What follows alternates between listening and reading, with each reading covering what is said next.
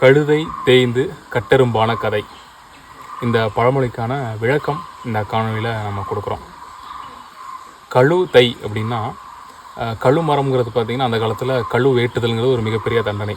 தவறு செய்தவர்களை ஒரு கூர்மையான, அதாவது ஒரு ஊசியை மாதிரி ஒரு கூர்மையான கம்பு, அதுக்கு பேர் கழு மரம்னு பேர். இப்படி கூர்மையாக இருக்கும். அந்த கழு மரத்தில் ஏற்றி உட்கார வச்சுருவாங்க. ஆசனவாயை அந்த ஊசி அந்த முனை ஆசன வாய்க்குள்ளே போகிற மாதிரி ஏற்றி வச்சுருவாங்க. கொஞ்சம் கொஞ்சமாக அவன் உடல் எடையே தாங்காமல் அந்த ஊசியானது அவன் உடலை தைத்து அவனுடைய தலை வழியாக அந்த கழுமரம் வெளியே வரும். இது அந்த காலத்தில் கொடுக்கப்பட்ட ரொம்ப கொடூரமான தண்டனை.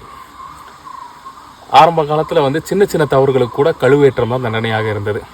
பிற்காலத்தில் தவறுகளில் சிறிது பெரிது அப்படின்னு பிரிக்கப்பட்டு சின்ன தவறுகளுக்கெல்லாம் சின்ன சின்ன தண்டனைகள், அதாவது கட்டெரும்பை விட்டு கடிக்க விடுறது, இந்த மாதிரியான தண்டனைகள்லாம் கொடுக்க ஆரம்பித்தாங்க.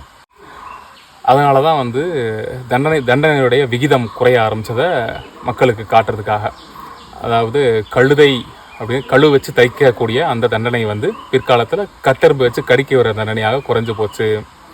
அதாவது அந்த அரசாங்கத்தில் பார்த்தீங்க அப்படின்னா அந்த காலத்தில் முழுமையாக நல்லவர்கள் மட்டுமே இருந்தாங்க. அதில் கொஞ்சமாக சுயநலவாதிகள் கலக்க தண்டனையுடைய விகிதம் குறைய ஆரம்பிச்சுது. இந்த அரசியல் மாற்றத்தை குறிப்பிடுற விதமாக தான் இந்த பழமொழியை அந்த காலத்தில் வச்சாங்க. மிக்க நன்றி நண்பர்களே.